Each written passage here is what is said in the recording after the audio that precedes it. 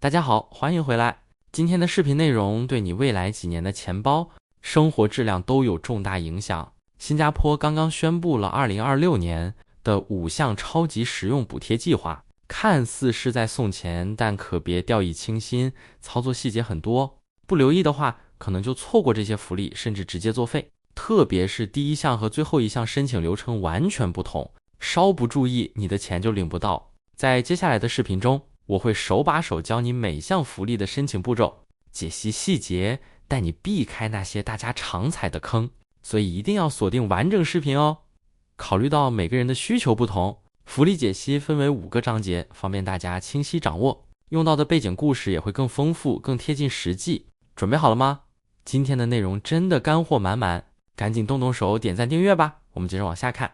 第一章，坐等型补贴保健储蓄户头配对填补计划。好，进入今天的第一项补贴，这是出了名的懒人福利，属于坐等型，几乎不用操作就能拿到钱。它就是保健储蓄户头配对填补计划。从2026年开始，这项补贴金额上涨了5%到10%。好消息是，政府每年都会根据你的户头余额自动把补贴金存进去，是不是超简单啊？但细节来了，千万别因为它是自动提供就掉以轻心，许多人一忽略就直接领不到。来，我帮你拆解一下核心问题。首先，你的政府信件必须寄到正确地址，也就是说，你得确保你的通讯地址和联系方式是最新的。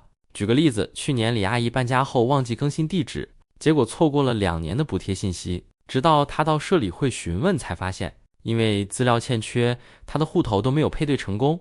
还有一点，户头余额是补贴比例的关键，如果多存一些在你的保健储蓄账户，配对比例可能会更高。具体金额范围我会在最后提供参考表格。现在我们先记住逻辑，想更新你的政府资料，别急，接下来第3章会教你关键操作。我们继续往下看。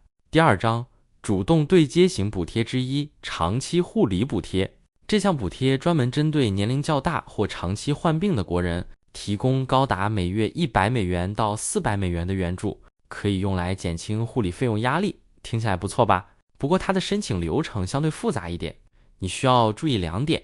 需要先联系批准的医疗机构，评估你的护理需求，政府只认这些机构的报告做依据。举个例子，张先生的父亲患有中度失智症，但第一次申请时却被驳回，原因是评估报告是私人诊所出具的，未被列入政府批准名单。所以大家务必要选择合规的评估机构。评估报告的申请耗时较长，根据一些网友分享的经验，从提交申请到拿到资助大概需要4到6周时间，所以建议大家早做规划，别等护理需求变得迫切时才匆忙办理。哪些评估机构属于批准范围？这部分信息我会在最后提供清单。现在我们继续看下一个补贴。第3章，主动对接型补贴之2私宅乐龄役计划。如果你家里有老人居住，而且房子是私宅的，这一项补贴你一定要高度重视，它就是私宅乐龄役计划。这个计划超暖心，专门帮年长者优化家居环境，比如安装扶手防摔地板、抗滑浴室设施，最高可获得95%的补助。政府的目的是减少老人跌倒带来的健康和经济损失，但这里有些细节你一定要知道。首先，你得准备好私宅产权证明，因为这个补贴仅限私宅而不覆盖其他类型住宅。其次，申请流程看似简单，但实际上不少人因为提交资料不完整被退件。我身边一位朋友就因为忘记上传地板结构的相关图片，导致整整延迟了2个月的时间。最关键的是，别拖延，很多家庭等到家人意外跌倒了才考虑改造，但这笔补贴的年度预算可能随时调整，我们不能等意外发生。那么这项计划审批通常需要多久？4到8周不等，这也是为什么提前申请很重要。好了，我们继续往下面看，难度提升了哦。第4章，按规则操作型之一，职业提升福利 Level Up 计划。进入第4项补贴啦。想变得更优秀，获得更高薪，你一定要知道这一项 Level Up 计划。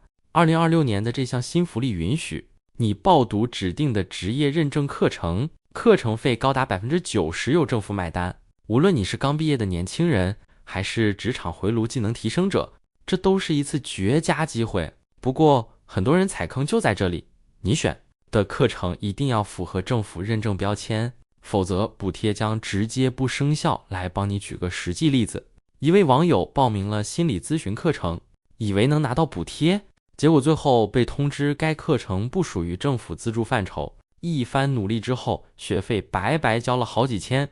所以规则明确很重要，只有政府网站明确列出的课程目录才符合补贴资格，而且这项补贴审核较严，必须提前提交完整报名资料，包括护照复印件和职业规划说明，如何精准选课。最后我有详细的选课技巧。接着看下一个内容吧。第5章，按规则操作型之2，社理会邻里购物券。最后一项补贴来了，这是最容易忽视的一笔福利，也是你生活中能够直接感受到的实惠的社理会邻里购物券。这个补贴每年都会发放，你可以用来在邻里商店巴莎买东西，但注意坑点也在这里，有效期短。如果你不在期限内使用，几百块的购物券等同于直接浪费掉。听到这里，你是不是觉得匪夷所思？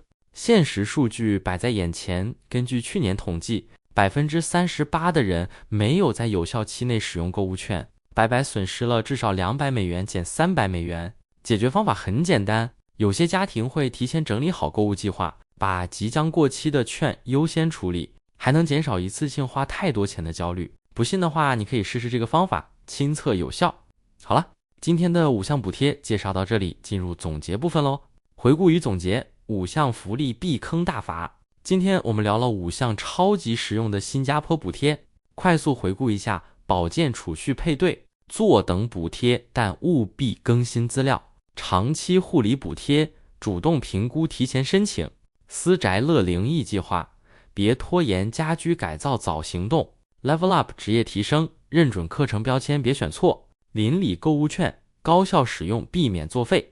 希望你们都能领到这些福利，不要错过任何一项机会。最后，如果你觉得今天的视频有帮助，别忘了点赞、分享、订阅，在评论区告诉我你最关注的是哪一项福利，或者还有什么想了解的内容。下期视频我会和大家深挖2026年政府隐藏的加码福利计划。谢谢大家的支持，我们下期见。